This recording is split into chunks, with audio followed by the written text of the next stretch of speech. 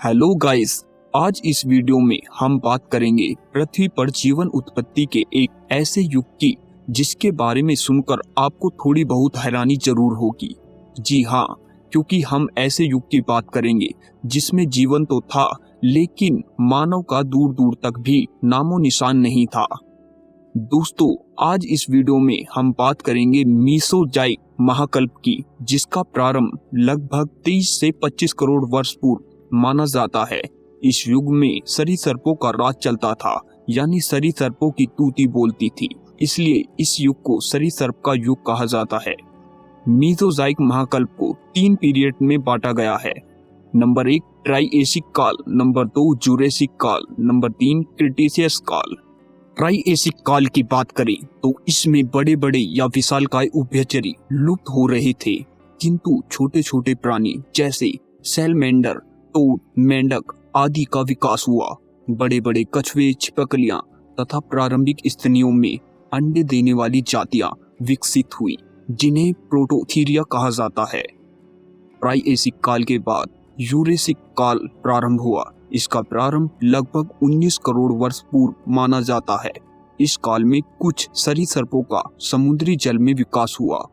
इनमें मछली के जैसा इक्थियोसारस और लंबी गर्दन वाला प्लेजियोसारस प्रमुख थे। इस काल में सर्वाधिक विचित्र सरीसृप थे। इस युग में विशालकाय डायनासोर अधिक संख्या में थे, इसलिए इसे डायनासोर का युग भी कहा जाता है। सर्वाधिक भारी शाकाहारी डायनासोर ब्रैकियोसारस का वजन लगभग 55 टन था।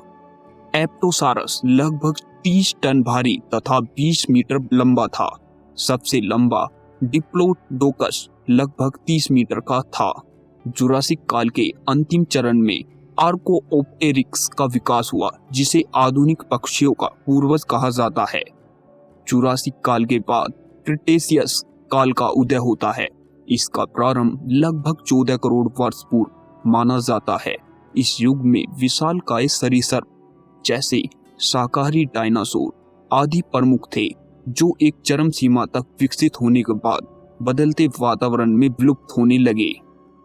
दोस्तों, आज से करोड़ों साल पहले धरती पर राज करने वाले पहले विशालकाय जीव जंतुओं का अंत कैसे हुआ, वैज्ञानिक इसकी तह तक अभी नहीं पहुंच पाए हैं, लेकिन वैज्ञानिकों का अनुमान है। हाल ही में मैक्सिको की खाड़ी में एक क्रेटर की मिली एस्टेरॉयड की धूल से पता चला है कि इस महाविशालकाय अंतरिक्ष की चट्टान ने 6.6 करोड़ साल पहले डायनासोर और धरती पर 75% जीवन को नष्ट कर दिया था।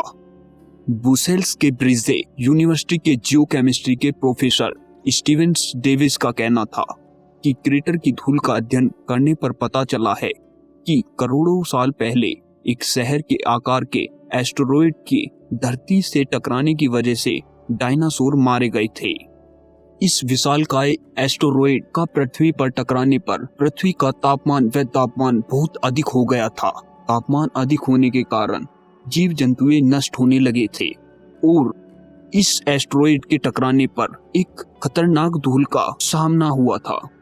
शोधकर्ताओं के मुताबिक इस धूल के मिलने के साथ ही डायनासोर के खात्मे को लेकर चली आ रही तमाम अटकलें खत्म हो गई हैं।